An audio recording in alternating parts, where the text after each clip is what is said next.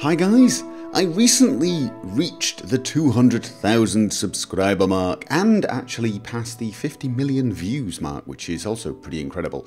And I thought in celebration of that I would give you a quick tour of my system. Now, I've already done a video about how I make my videos, where I cover, the way I record, the way I edit, and so on. And that is still pretty valid. I think the only thing that has changed is I now use an AverMedia Extreme Cap U3 instead of the Live Gamer. But apart from that, it's more or less unchanged. But in that video, I did not show you the hardware. I didn't show you the typical setup that I run when recording and streaming now. We actually live in a fairly small apartment, and I'm quite lucky that my girlfriend allowed me to have a room specifically devoted to, playing games and making these videos. Obviously, as you can imagine, this is not something you can do in a room filled with people. But of course, this means the room is pretty small and pretty cramped, and I share this room with a lot of other things like the vacuum cleaner and so on. So it is a little messy. I've cleaned it up for the sake of this video. I've taken some pictures down, cleaned up the dust and that type of thing. However, this is pretty much where I do all my work. Now, the table itself is fairly standard piece of furniture from IKEA. The chair, on the other hand, is actually pretty good. It's a Hawg Capisco, and I highly recommend it. If you are going to sit for 8 to 10 hours in a chair, it should be one that will help avoid the obvious health problems that can go with that. But of course, most of you don't really care about that. What you're interested in is the equipment, the electronic equipment, the mouse, the keyboards, the computers, and so on. And as you can see, at any one moment, I'm looking pretty much at 4 screens. I actually have 5 screens in the room because off to the left there is a 37-inch TV, which I generally don't use very much. It's very, very occasional use. I suppose it would be 6 screens if you counted my tablet, but since going full-time on this, I don't actually find I use that very much anymore because that was my mobile device, and I'm a lot less mobile now. The main gaming machine is off to my left, and you can find the specs for that on my YouTube channel. It does change occasionally, and I do have a second box, a second machine, and that is what I use for actually recording the footage from the main gaming machine or streaming it. And I use a second machine so that I get no drop in performance. That machine is actually tucked behind a TV cabinet. And your first thought might be, well, isn't the airflow there pretty terrible? Actually, it's not, believe it or not. The airflow around there is reasonably good. However, it's not required to be that good because, I don't know if you can notice, there are 2 little blue tubes coming out of the back of that machine. It is water-cooled externally, and the water cooling tower is in a place that actually gets a reasonable breeze. Not to mention the fact that that machine doesn't actually get that warm for extended periods. Even though I render using this machine so the CPU gets pretty warm, the graphics card is rarely pushed, and therefore, there's not as much heat. And the more observant of you may have noticed a wireless set of headphones sitting on top of my main gaming rig and be wondering, is that not blocking the airflow through the fans? And the answer is no. The fans are actually positioned behind that, so it doesn't block off any airflow whatsoever. And given the lack of space, it was pretty much the only place I could find for it. Off to the far right, you can see my main microphone, and that is the microphone you're actually listening to right now. That is the Rode Podcaster. And this is a great microphone. It seems very, very well built for vocals. I don't need to filter it. I don't need a pop filter. I'll explain what one of those is in a little while if you don't know. And it just, in general, I can just record and use the footage instantly with no messing about. Really great microphone. It does need to be quite close to your mouth, and so as you can see, I have it on a movable arm, and so I can position it wherever I need. This microphone is normally connected to my recording rig, so it's the one you're listening to when I record my Let's Plays, when I stream and so on, but I do have a switch. I can just press a button and flick it over to my gaming rig if for some reason I want to record using this microphone. However, the gaming rig does actually have its own microphone, and that microphone is the Audio-Technica 2020. This microphone's quality is pretty much as good as the Rode Podcaster, but I do find that the bass is a little exaggerated, and so if I use it in a recording, I will filter it. I generally use this microphone as the microphone for things like TeamSpeak, in-game chat, that type of thing, Skype calls. So for example, if I'm streaming and I'm on Skype with Che will be listening to me on the Audio-Technica, whereas everyone in the stream will be listening to me on the Rode Podcaster. That's why I've got two microphones, one for each machine, so that, basically I can record on either. This microphone will actually pick up sound a lot further away, so you could have it further away from your face.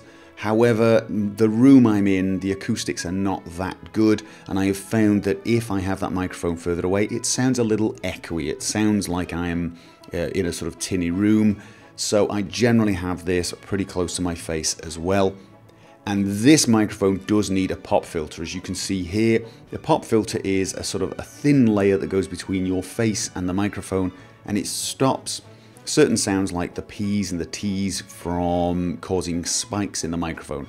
This is really necessary with this microphone, and so as you can imagine, this does kind of get in your face just a little. As you can see here, basically I'm always looking over the top of it. It doesn't actually obscure my vision, but in the peripheral vision I can see the pop filter. Whereas if you look at the Rode Podcaster, it's a little less invasive. Again, I can see it. I can see it as I'm talking to you now, but you kind of get used to it. You even get used to using two microphones at once, although obviously that is a little bit more intrusive. However, you do have to get used to the visibility to your hands being massively reduced. For me, that's not too big a problem, but occasionally I do want to look down and see what I'm pressing, and you have to move your head to be able to do that. And on the subject of keyboards, the main keyboard I use for my gaming rig, that's the one right underneath the gaming monitor, the gaming rig's monitor, is a Razer Lycosa, which is a fairly good keyboard. But as you can see, it sits underneath the shelf normally, and it's very rarely used when I play games. Most of you probably already know by now, when I'm playing games, I normally use a one-handed keyboard called the Thrustmaster Tactical Board. This is a one-handed keyboard where the keys are enlarged in certain places, and it's all ergonomically designed so that you can rest your hand right on the flat part and touch all of the keys very easily without straining your hand. Now this is a very old keyboard, and as you can see, it's lost the padded area that your palm would normally sit on, and it is a little dusty, and the keys are worn out and you can't read what half the keys are. However, I still love it. I still find it very easy to play with, and more importantly, I can play with it for hours on end without developing cramps in the hand. And because it's a one-handed keyboard, I can position it such that it's fairly close to the mouse. My arms are turned in ever so slightly, and that is a much more comfortable position for my shoulders and back. So this allows me to, play for longer periods of time. In many ways, it allows me to have my arms in a similar position that you would adopt when holding a console controller. The mouse I use at the moment is the Mad Catz Rat9 wireless. It is extremely comfortable, mostly because you can actually adjust it. As you can see, I've widened the area with the thumb and so on. It can be customized to your particular needs. It is exceptionally accurate, very, very responsive, and the batteries are actually pretty good. You can hot swap them very, very quickly, and there is always another battery charging in the charger. So if you do forget and you suddenly lose mouse power, you can change it in about 2 or 3 seconds, which is very useful if you've spent 10 hours playing and forgotten to change it. And for those people sort of saying, well, why are you using a wireless in the first place? Wired mice are better, so on and so forth. That was the case 10 years ago, but it's not the case anymore. Wireless mice are just fine, unless you get interference. For example, my phone interferes with it, I found. So I need to put my phone on the other desk. But the reason I use wireless is because I use so many devices. And if I use wireless devices, it would get very messy. As you can see here, I have 4 keyboards, if you count the laptop keyboards, 3 mice, and a wireless set of headphones. Stick 2 microphones in the way, and all of a sudden, life is getting a bit messy on my desk, and that is with no wires. Well, 2 of the keyboards have wires, as you can see.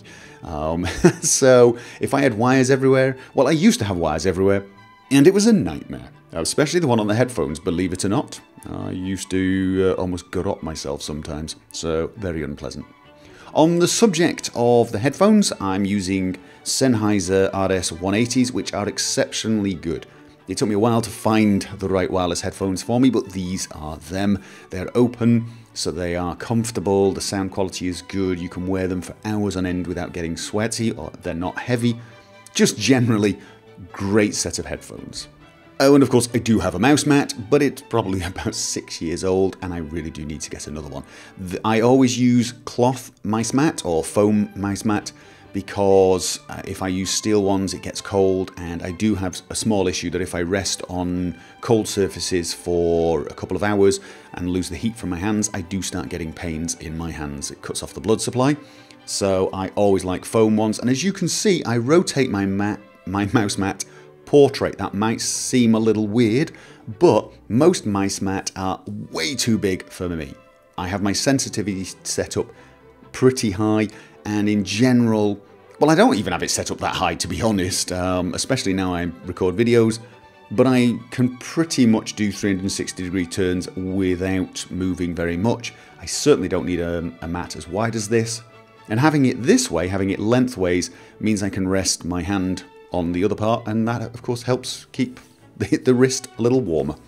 So what about the monitors? Well, the center monitor, the one that is raised, is for the gaming rig, and in fact it's the only monitor that is connected to the gaming rig. The gaming rig is a pure gaming rig for recording and streaming, and therefore I only need one monitor, 1920 by 1080, and this one is a NVIDIA G-Sync ready monitor, one of the first.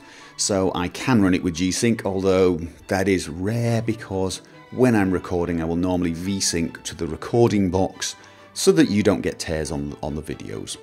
If we look directly to the left, this is the primary monitor for the recording machine. This is usually the machine I will use to record, stream and render videos once I've finished editing them. So that is the main screen for that. Looking to the right hand side of the gaming rig screen, you see the secondary monitor for the recording computer. So that's right, I have 2 monitors for my recording computer. One of them is to the left of the gaming monitor and one of them is to the right, which can be a bit confusing when you're using the mouse because of course it skips the center monitor. You do get used to it, and there is a reason I've got it set up like that, and I'll show you that in a little while. It's to do with streaming. A quick side note about that monitor is it can be rotated on the stand to go portrait. I've not used it like that yet, but I am thinking about doing so again for the streaming, and I will explain in a little while. Off to the extreme left, you have my laptop. Now, this is actually a very good laptop. It is a gaming laptop, a 17-inch monitor. It's pretty large, pretty heavy. It is not something you could put on your lap. It is, as one person described it to me, it is a portable desktop. You can move it from one desktop to another pretty easily, but if you put it on your lap, you would probably get a little hot, and it is a bit heavy. However, it is very powerful, and I can use it as a backup render machine. I can do editing from it and so on. But in general, this machine's purpose is for me to do things like email, Skyping, banking, finances, all that type of things. The things that are not game related and not video related, they go on there. I do use it occasionally. Well, actually, I can use it every time I stream, and I'll show you that as well. However, the primary purpose for this is everything that is non-game stroke video related. Now if we take the laptop lid down and look behind, we can see behind the curtain, and as you can see it's a little messy, and that is my USB sound card and the Extreme Cap U3, the AverMedia device I use to capture the video from my gaming rig and stream it to my recording rig. That is that little device. It is an exceptionally good device. It will allow me to stream 1080p at 60 frames a second to my recording box. My recording box can do all of the recording without impacting my games rig in the slightest, whether recording or streaming, which is very useful indeed. So that's the room, the furniture, the devices themselves, but how do I use them? Well, for example, if I am doing a Let's Play, you will see the game on the center screen, the gaming rig, obviously, and off to the left, I will have a window open that will show what is going on the gaming rig. That is on my recording device. That is what I'm going to record. And on the right hand screen, you can see I have Bandicam open at the moment. That is what I'm going to use to record. And I have them on different screens for a reason. It allows me to turn off the left hand screen so that I don't see the game footage twice. Because as you can imagine, looking at the game footage twice can be a little distracting. So all I have is the game footage on the main machine, and I can see Bandicam working, and I can see how much disk space I've got left. I can see if it is recording, how long I've been recording, and that type of thing. So that is very, very useful. Now, when I stream, I actually leave all of the monitors on, and I make a lot more use of the available real estate. Obviously, the game is still on the center monitor. However, if you pan over to the right-hand monitor, you can see I now have the chat for the Twitch stream open, and I have XSplit. Now, XSplit is the program I use to send the signal out to Twitch. I would use the open broadcast software, however, it does crash using the AverMedia hardware that I'm using, at least it does for me. So I use XSplit, and it's fine. XSplit allows me to change scenes, it allows me to change the volumes, I do all of the, I don't know what you would call it, directing from there. So if I need to go to a break, or if I need to show the browser window, I do it there. So obviously that stays open the entire time. Panning over to the left, you can see once again, the chat window is open for Twitch, and I also have a browser open, and that has things like the mod suggestions, or if it's a game where I do straw polling, it'll have the straw poll. And you can see a tiny little window at the top. That is the subscriber notification thing. If you've noticed subscriber notifications popping up, it actually comes from that window. Obviously, this means I've got the chat window open twice. Well, actually, at least twice. I'll explain that in a minute. And you probably think, why? Well, the simple answer is, it means I can see the chat in my peripheral vision, both sides, and no matter where I look on the screen, I can always pick up the chat. It makes it easier for me to read, to glance and quickly see what needs to be read, and makes it so I miss less of the comments, or I still miss quite a lot of comments, but I can read more of them. In fact, if you remember, I did suggest I could rotate the right-hand monitor, and that is the reason I'm considering doing it. I'm actually considering having the chat on that monitor in portrait, because I could have more of the chat and I could have it in larger font, and that would obviously make it a lot easier to very quickly glance and see a lot of the conversation at once. And while streaming, that's a fairly important thing. And finally, during streaming, I always have my laptop on, and I have the Twitch dashboard open there. Firstly, it allows me to see whether the stream is coming through for you guys, because it's one thing for me to know that I'm sending the stream out, it's another thing for me to know whether Twitch is working. It allows me to get information about how Twitch is handling it, and so on. So I open that on that machine. That machine has to be muted, obviously, because you don't want to hear the sound coming from the stream 20 seconds later. So that is always open. I also have Skype open on there, so the moderators can contact me if needed, although I'm notoriously bad at responding to them, because as you can see, that screen is outside my peripheral vision. Well, it's just inside the peripheral vision, but not easily. So I miss comments there all the time. what I could actually do with is one of those fancy wall-mounted monitor rack type things where I have like 5 monitors and 2 of them are on top of the other 3 or something, so that I could see all of this from a glance. However, we're quite a ways off there. But that is it. That is my system, the one I use every day for recording and streaming.